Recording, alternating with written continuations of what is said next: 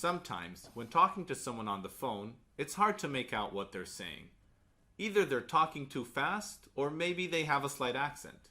The EasyListen feature slows down phone speech to improve your understanding without changing the natural flow of the conversation. You can activate the EasyListen feature either via the Wear and Hear BeHear app or from the headset's right-hand control box. In both cases, your smartphone needs to be paired and connected to your device. For instructions on the app and pairing, we suggest you watch these videos. To activate EasyListen from the phone, open the BeHear app when there is an ongoing phone call. The app automatically displays the EasyListen screen. There are 4 different tempos for this function. Normal, EasyListen is not activated.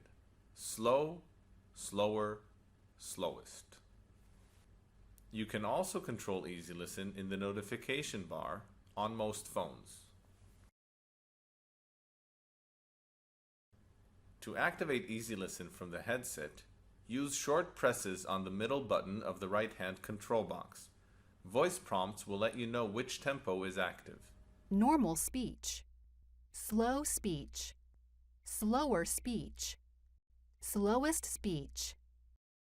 Using the settings menu, you can decide which will be the default setting for EasyListen.